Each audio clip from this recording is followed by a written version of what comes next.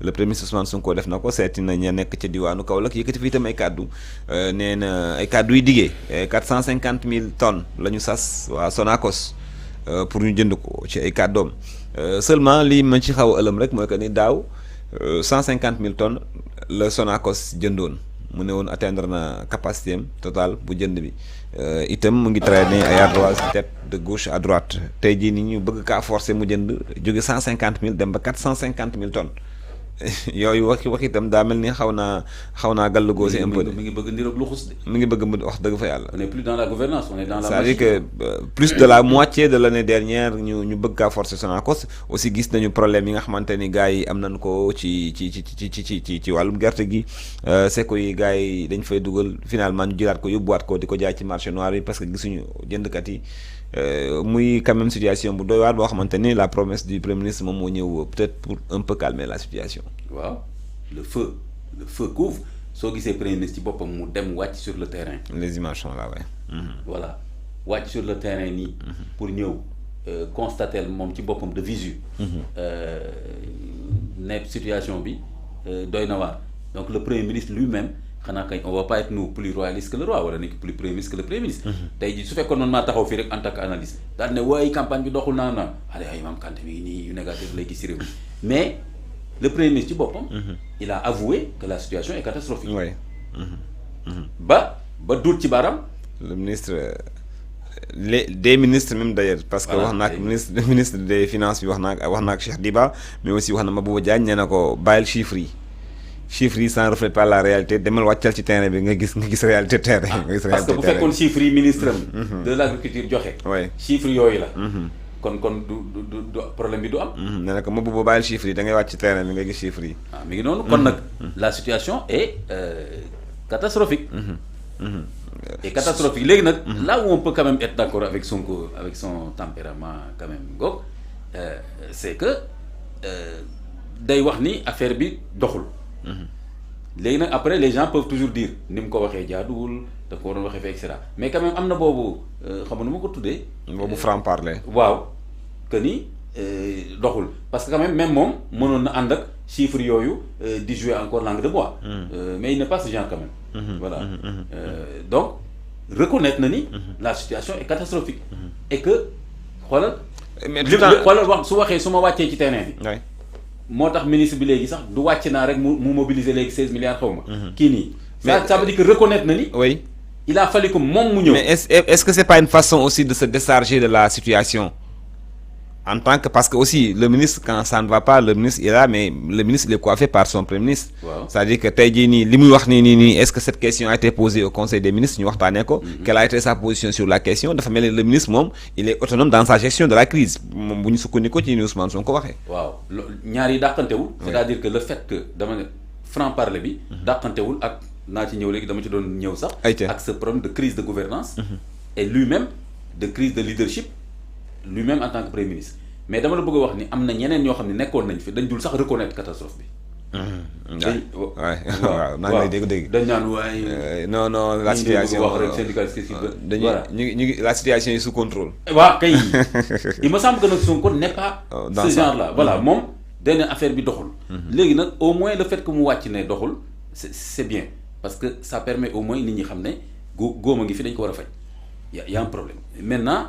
li indi problème bi ak ni ñu koy fajee foofu nag c'est là où maintenant Sonko aura beaucoup de problèmes mooy on peut pas lu mel ni campagne arachidière qui se prépare au moins pendant un an au moins d'une campagne à une campagne nga bàyyi ba léegi nii ñëw di wax ne ça ne va pas et que budget bi waroon ñëw génnul et que ministre bi bàyyi chiffres yi et cetera loolu nag moom y a un vrai problème de gestion du secteur n'est-ce pas de l'agriculture et particulièrement bi ci gën a am doole muy la campagne arachidière qui fait vivre xaw ma 27% de la population sénégalaise xaw ma ñaata 3 millions d'agriculteurs alors lu mel noonu ak ñoom ni ñu ko dugalee dans leur stratégie de développement au niveau de l'agenda ak le SND stratégie nationale de développement bi ñu teg ak seen agenda 2050 place bi ñu ci jox agriculture gis nga ko c'est vrai ne levier stratégique la mais vraiment là il y a un vrai problème parce que mënuloo xamee ne secteur loolu la mën a apporter l'économie nationale.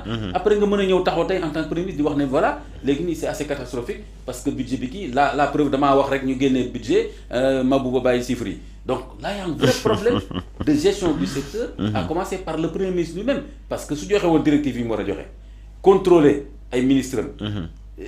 Kon campagne bi du catastrophique nii. C'est vrai. Donc foofu moom y a un vrai problème te man je crois que l'explication un peu c'est am naa ci tuuti idée xam nga lan la. C'est parce que Ousmane Sonko de plus en plus lâche la primature. C'est parce que oui? Oui, c'est parce que de plus en plus il est dans la politique, il est dans sa candidature de 2029.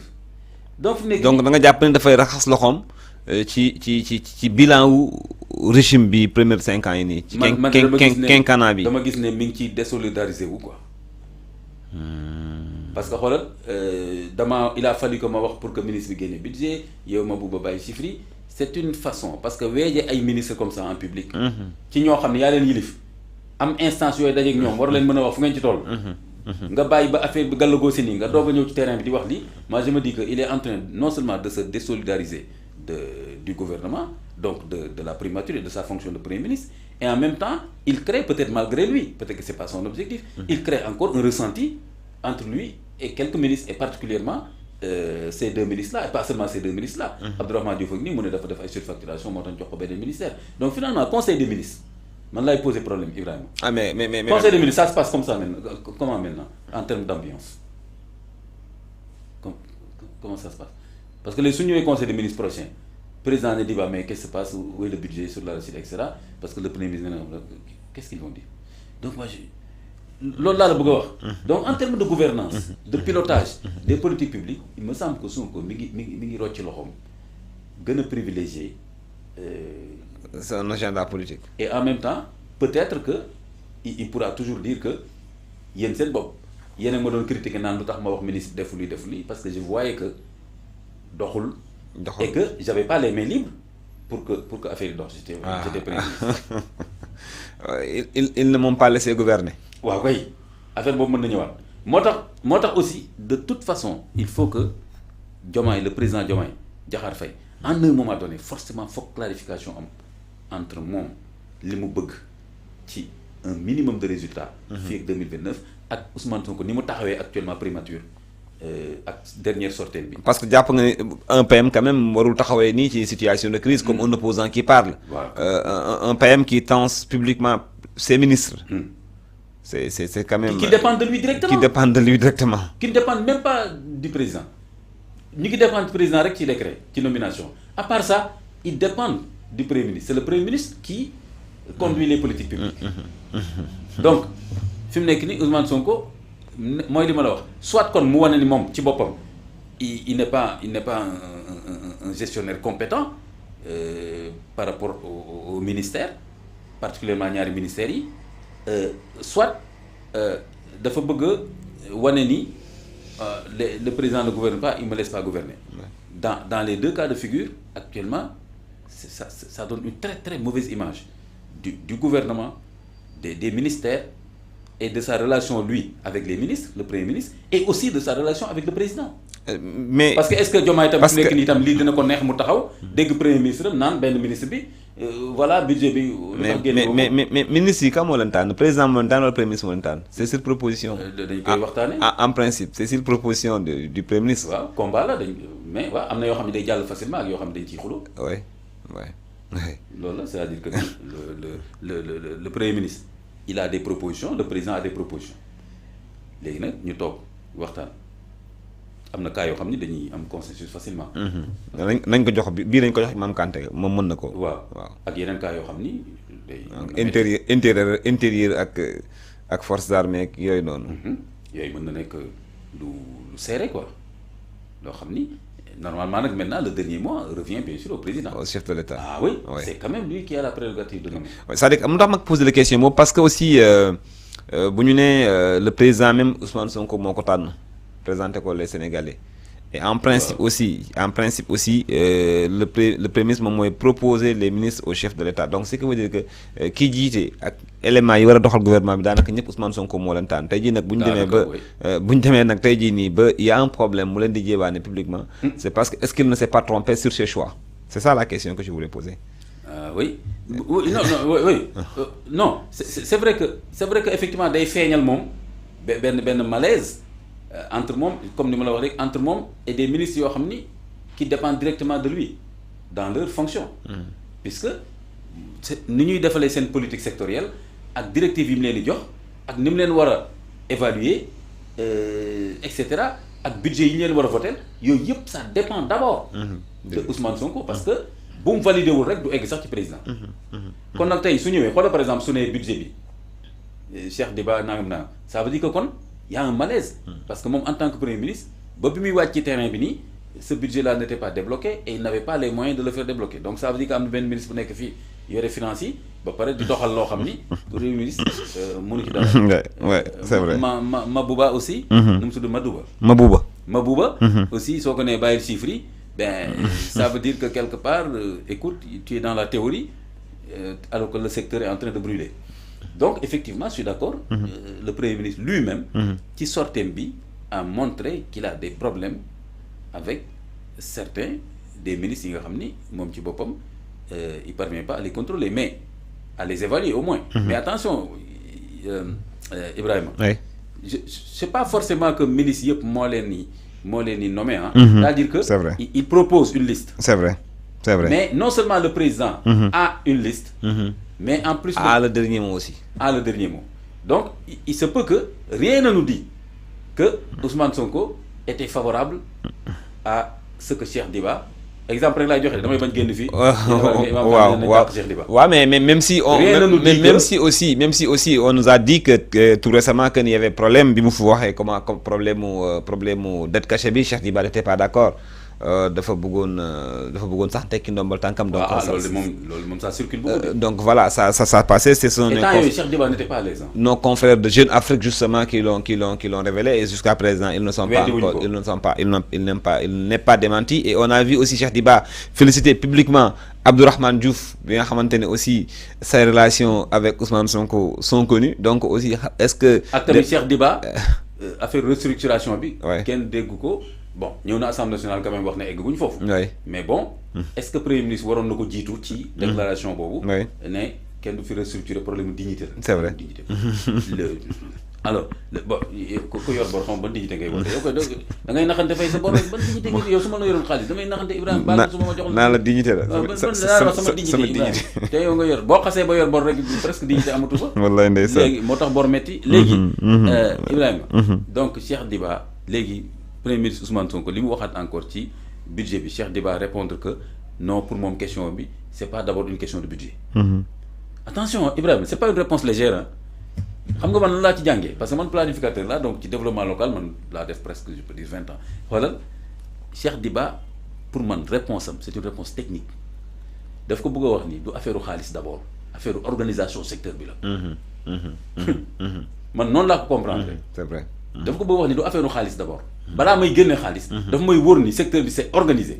Et que xaalis biy dugg. dana jur li mu war a jur. Tant que loolu amul du ma dugal xaalis foofu parce que échec lay nekk. Ak une perte financière terrible boo xam ne déjà Sonacos ñaata la lekkal Sénégal. Sonacos bëri na. bu ñu fa yóbbuwoon IG dama ragal. nga ji bëri na. mais ñaata la lekkal Sénégal. Vraiment keroog yaa ngi fa doon demander à ce que IG président activé IG pour war nañ fa dem. mu contrôler. wala la limite à la limite. Enquête parlementaire. ñu dem xool Sonacos bi nan la. C'est quoi? Comment se fait-il que liñ fi wax yëpp ñoom ci Sonacos même ñoom. il traîne 9 milliards de déficit. waaw nee nañu nag ci régime yu weesu la woon. mais bi yoon moom garaawul ba tey jii. D'accord mais d'accord.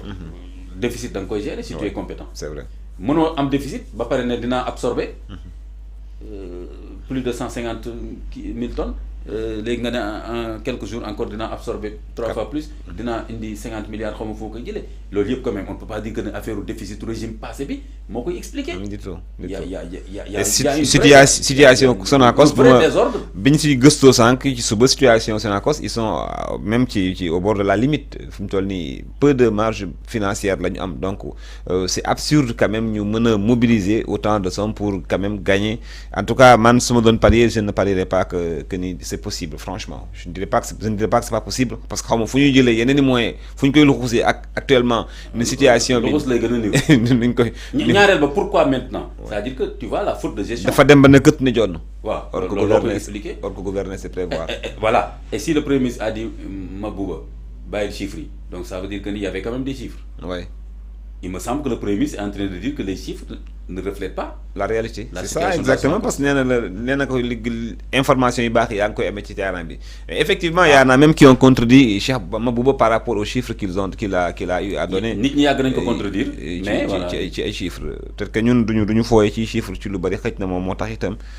parfois lu ñëw dem imam ñu le Premier ministre lui-même le dit nag mu jeex imam ñu waxtaanee ponk bu mujj ci on va voir est-ce qu'il y aura une baguette magique pour sauver la Sonacos ak campagne le monde rural surtout mais bu ñu ko politiser def ko affaire man ak yéen ministres yi nangam fi mu nekk nii c'est un secteur stratégique pour l'économie nationale il y a un problème def ngeen seen faute de gestion na ngeen ko régler seen biir au niveau du gouvernement mais par contre au moins essayons de sauver la récolte qui est là Ibrahima mooy lan su fekkee Sonacos te c'est même pas su fekkee parce que suñ ko mënoon def ko comme Sonacos fi nekk ni egg na ci ay limitam mais nañ c'est pas nañ jaay chinois yi nañ ko jaay chinois à un bon prix pourquoi pas ne serait-ce que pour ouais c'est une des solutions en tout cas imam wàllum environnement la ñuy jeexalee waxtaan wi mu mel ni itam projet Sonaged bi nga xamante ne ministère de l'environnement Abdourahmane Diouf jiite ko dañoo bëgg toxal Mbëbës transformer ko ak yeneen unité